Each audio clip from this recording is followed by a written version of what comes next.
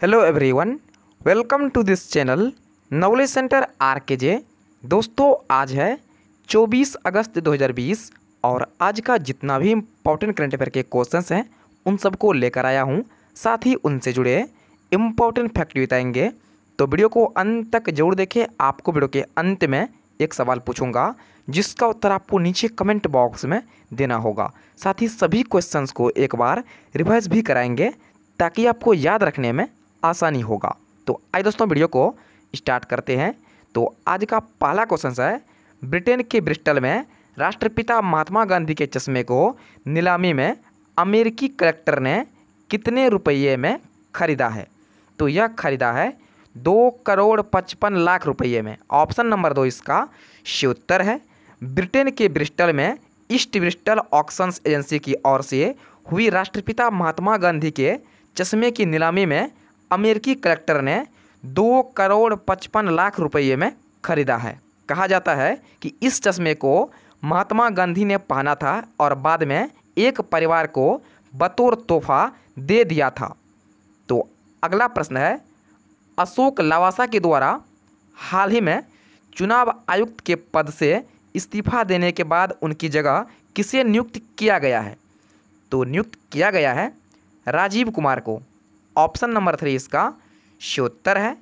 अशोक लवासा के द्वारा हाल ही में उनकी जगह चुनाव आयुक्त के पद से इस्तीफा देने के बाद पूर्व वित्त सचिव राजीव कुमार को नियुक्त किया गया है। अशोक लवासा 31 अगस्त को कार्यभार से मुक्त हो जाएंगे और वे अगले महीने एशियन डेवलपमेंट बैंक के वाइस प्रेसिडेंट का पदभार संभालेंगे। राजीव कुमार जो है बैच 1984 के झारखंड कैडर के आईएएस अधिकारी हैं। तो अगला प्रश्न है, निम्न में से किस राज्य सरकार ने शहरी गरीब परिवारों को पौष्टिक भोजन रियायती दरों में देने के लिए इंदिरा रसोई योजना की शुरुआत की है?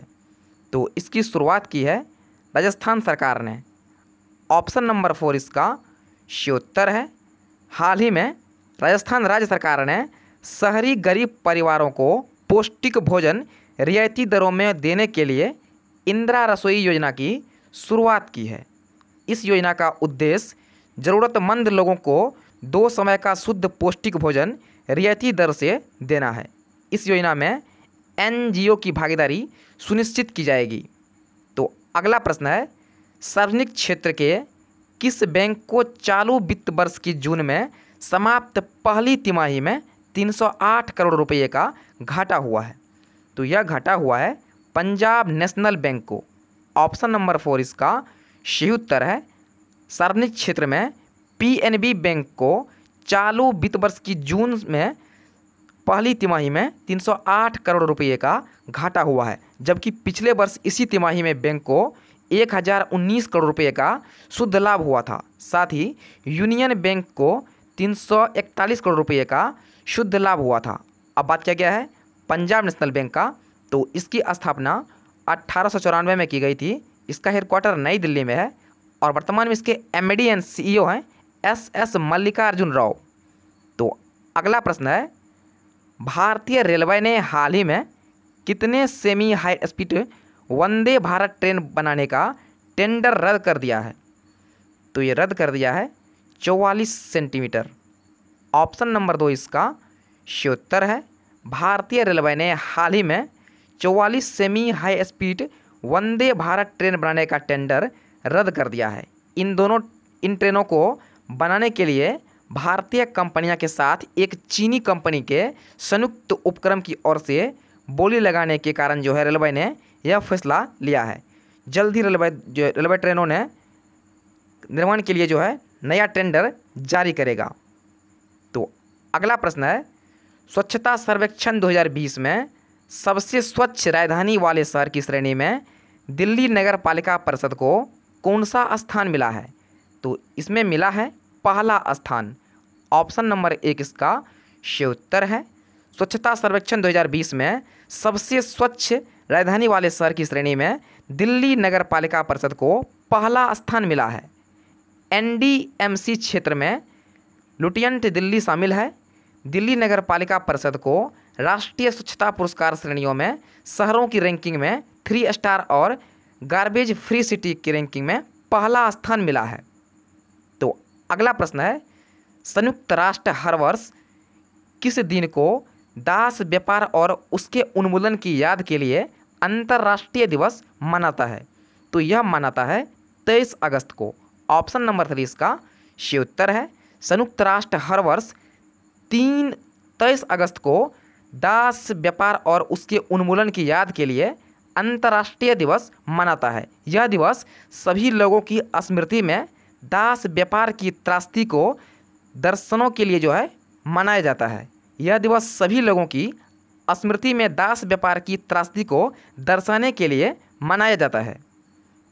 तो नेक्स्ट क्वेश्चन है, स्पेनिश फुटबॉल क्लब सेविला ने क्लब इंटर मिलान को 3-2 से हराकर लगातार कौन सी बार यूरोपा लीग खिताब जीत लिया है? तो यह जीत लिया है 6ठी बार। ऑप्शन नंबर 3 इसका सही उत्तर है। स्पेनिश फुटबॉल क्लब सेविला ने क्लब इंटर मिलान को 3-2 से हराकर लगातार 6ठी बार यूरोपा लीग खिताब जीत लिया है, जबकि स्पेनिश फुटबॉल क्लब सेविला ने अब तक जो है सबसे अधिक 6 बार और मिलान ने 3 बार यूरोपा लीग खिताब जीत चुका है। तो अगला प्रश्न है, निम्न में से किस देश में पहली बार formula kite individual European championship आयोजित की गई है?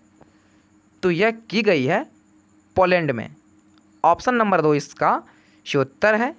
हाल ही में पोलैंड में पहली बार formula kite individual European championship आयोजित की गई है।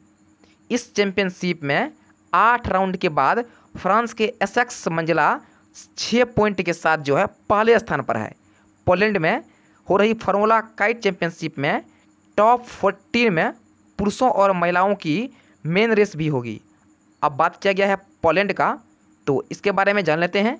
इसकी राजधानी है वार्सोव और वर्तमान में इसके राष्ट्रपति हैं एंड्रेज डूडा। इसके राष्ट्रपति हैं एंड्रेज डूडा और इसका करेंसी है जोलाटी PNL।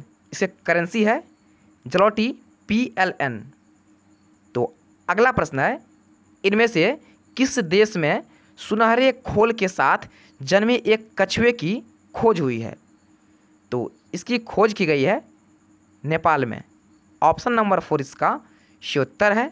भारत के पड़ोसी देश नेपाल में सुनहरे खोल के साथ जन्मे एक कछुए की खोज हुई है, जिसका रंग बेहद दुर्लभ जेनेटिक म्यूटेशन की वजह से होता है। नेपाल ने इस कछुए में क्रोमेटिक ल्यूसिज्म का यह पहला और विश्व का केवल 5वां मामला है।